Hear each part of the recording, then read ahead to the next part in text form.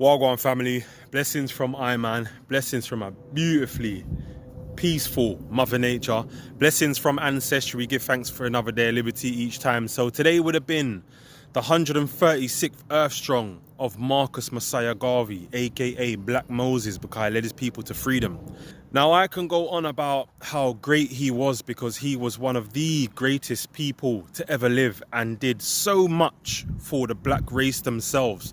But that's for you to go and educate yourself about. But instead, I'm going to tell you about a message that I received from him. And as the messenger of the message received, it's an honor for me to give this message, and it's very powerful, very relevant. So let's get into it.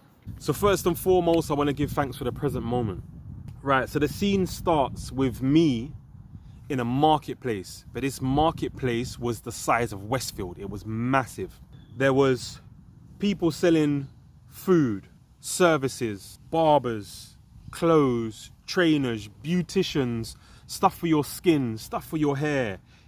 Everything you needed was in this one place, and it was for black people, full of black people, run by black people. It was completely self-sufficient. It was like the vision of Marcus Garvey's self-sufficiency has come to light, and it was an amazing feeling to be a part of it. It was like anybody that ever had an idea to sell or a services or a product to sell, this is where you would go and sell it. And it was for us exchanging hands like the Black Pound, big up Swiss.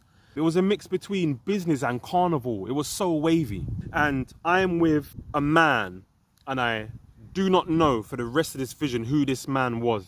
All I know that this man had a motive. He had a place to go, and there was nothing stopping this man from getting to this place. Not me, not anyone in front of him was gonna run down anyone getting in his way. He was a man on a mission. That's the energy I got from him. So I'm standing here in the scene, observing all this stuff, and this man is already walking away. I'm like, cool, I'm coming. I look to the side and I see a castle in the middle of this market. This castle was Marcus Garvey's headquarters, office, home, I don't know. I'm standing in awe at the size of this beautiful castle, but it was more like a pub environment that people can go in, eat, drink, be together, play dominoes, whatever it was, but no one was allowed in. It was empty. I'm looking at this thing thinking, I can't believe that Marcus Mosiah Garvey is here. I felt his presence. I felt the presence of Marcus Garvey here. I'm thinking, when's he coming out? And then I just, moments, I'm realizing he's not coming. I'm thinking I'm gonna hear his voice, his powerful voice that bellowed when he speaks. And all I can hear is the hustle and bustle of this market life in the background. And then I'm looking around thinking, why is no one else as in awe of this place like I am? I'm the only one seeing this place. I looked to my right and there were 4 black men. The market's in the background. 3 elders and 1 younger. They're drinking, they're smoking, they're getting wavy, they're mash up basically. Just being loud, being ignorant, just, you know, you see some people that is our people sometimes, you just think, what are you doing?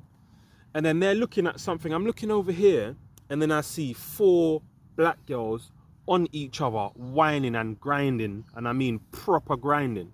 So I'm realizing they're looking at them lot, they're smoking, they're drinking, they're mash up, and they're watching these girls and they're just in the center of this place, just mashing up themselves. And I'm like, you got no decorum. And this guy, them lot are watching this lot. And then I see a black woman with a young boy and a girl, 7, 8 years old, walking past.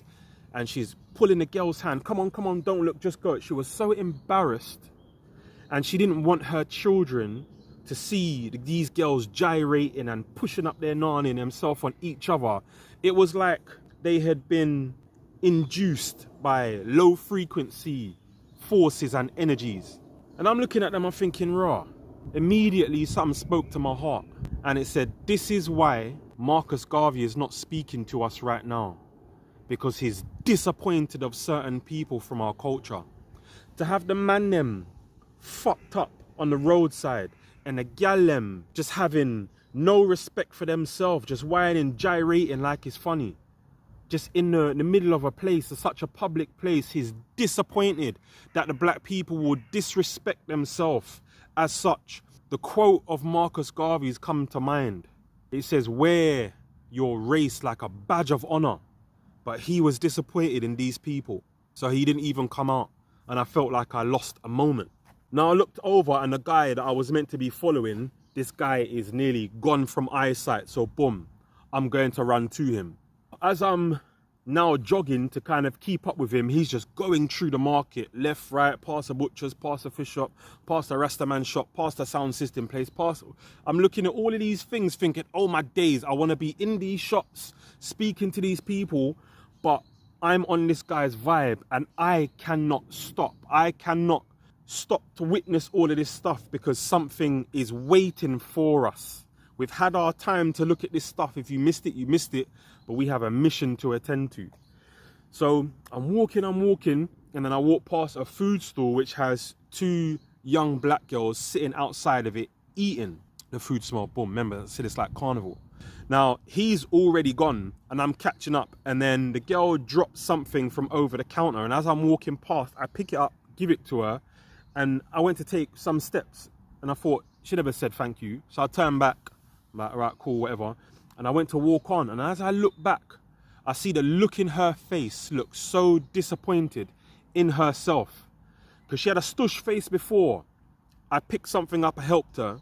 And she gave me a dirty type of look. And I carried on walking. She's like, oh my gosh, what did I do? Why did I give him that look? The look that I gave her triggered something in her. And now she is following me how I'm now following that man. She clocked or felt or was on the same vibration as me in that moment by that one look. And she's like, oh, no, don't leave, I'm coming. I'm like, I don't have time, I'm gone. So she's trying to keep up with me and I'm trying to keep up with this guy that's gone. Now we're getting towards the end of the marketplace to where all the deliveries and lorries come in and it's completely empty. We get to like the opening where you have to pull down the shutters, open it, and there's all these lorries and stuff, but it's empty. I look to the distance and there are 3 gates. And the gates are these big, thick black gates. There's one here, there's a long path, and there's another one, then a long path, and then the last one. So there's like 3 sections of these gates. So the guy is already at the first gate, and then I just hear, and the first gate is already starting to close immediately in my spirit. And I can feel the energy of this girl that's running up behind me. The fear and the panic. Now I'm running. And when I'm running, I'm blowing. Because there's an overwhelming feeling of I cannot get trapped behind this gate or I'm done. If I get trapped behind this gate, I'm finished. And all of these people behind us, they don't even know that the gate is there. They're too busy whining, grinding, drinking, smoking, or just doing their thing in the background that they don't understand that there is a path over here. There's a mission at the end of this path and they don't even know the gates are closing. It was very profound. We'll get into what I think the meanings are afterwards. So now I'm blowing and this girl's following behind me. I'm telling her, run, because now I know that she's with me. Running, get to the first gate. Come on, she's coming.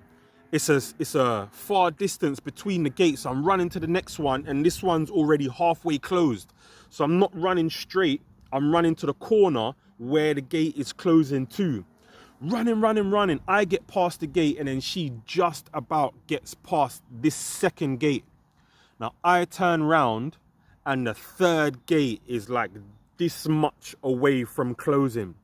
The panic that I'm feeling, that I'm going to get left behind, and the fear, it's like everything was going to stop if I don't get through this gate. I just need to get through this gate. I need to make it to the other side. The guy that I was following, he's already gone. He's past this gate. He is away. And a sense of safeness is coming from this guy, as in, he's cool, he's safe, he's there. We need to get there. Blowing. I'm terrified, I'm frightened. I'm trying to make it to the small corner of this area and I just about make it. I jumped and I get the first half of the top of my body into this gate and this gate is closing on me. This is how close I came, which is very profound again. So I'm pulling myself through this gate. This gate is on my right, on this side. I'm pulling myself through and I'm shouting at the girl, run, run, run, run, run. So I'm trying to hold the gate, but the gate is pulling me. And then the girl jumps on me and we kind of bowl through to the side, and then boom, the gate closed and we literally just twist up on the other side of the gate, and we just about made it. And it just felt like freedom. It felt like the next step. It felt like we'd made it to the other side, and now we just have to learn the lesson and keep living. And that is where the dream ended. Now, to go back and speak of the meanings.